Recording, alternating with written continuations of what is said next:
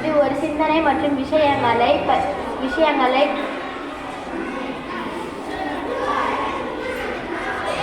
ஒவ்வொரு ஆண்டு டிசம்பர் 22 கணிதத்தில் புகழ்பெற்ற கணிதவியலாளர் ஸ்ரீனிவாசன் ராமானுஜன் நினைவாக தேசிய கணித தினத்தை இந்தியா கொண்டாடுகிறது. கணிதத்தில் கல்வி அனுபவம் இல்லாவிட்டாலும் 1807ஆம் ஆண்டு தமிழ்நாட்டில் ஈரோட்டில் பிறந்த ராமானுஜம் எண் கோட்பாடு, எண்ணற்ற தொடர்கள், கணித வகுப்பாய்வு மற்றும் தொடர்ச்சியான பின்னங்கள் ஆகியவற்றை கணிசமான பங்களிப்பை செய்தார்.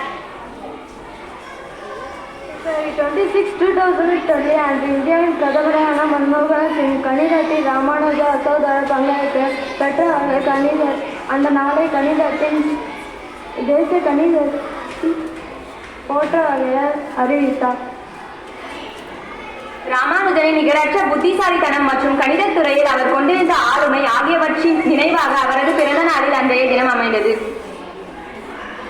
முதலாவதாக சமையல் மற்றும் மளிகைகளை போன்ற அன்றாட தேவைகளுக்கு கணிதம் அவசியம்.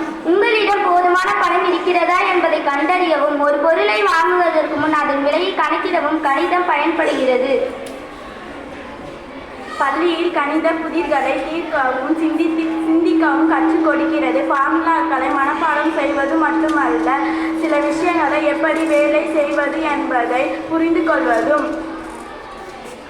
காலையில் அலாரம் அமைப்பதில் நேரத்தை கண்காணிப்பது ஒரு அடிப்படை கணிதம். கார், பஸ் அல்லது வேறு எந்த போக்குவரத்து துறையிலும் நாம் வெளியே செல்லும் போது தூரம், பயண நேரம் மற்றும் எரிபொருள் நுகர்வு ஆகியவற்றை கணக்கிட கணிதம் உதவுகிறது.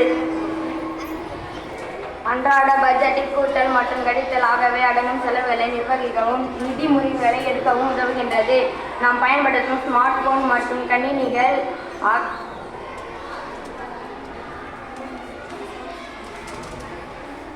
நவீன வாழ்க்கையில் ஒரு அங்கமான தொழில்நுட்பம் கணிதத்தில் மூழ்கியுள்ளது. சமூக ஊடக ஊட்டங்களுக்கு சக்தி அளிக்கும் ஆல்காரிதம் முதல் ஆன்லைன் பரிவர்த்தனைகளை பாதுகாக்கும் குறியாக்கம் வரை டிஜிட்டல் உலகில் கணிதம் முக்கிய பங்கு வகிக்கிறது.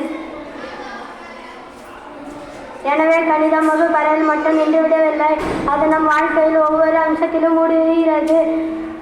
கணிதம் ஒரு மோனமான துணை, நமது அன்றாட நடைமுறையை வழிநடத்தும் தெரிந்த விஷயங்களையும் எடுக்க உதவுகிறது.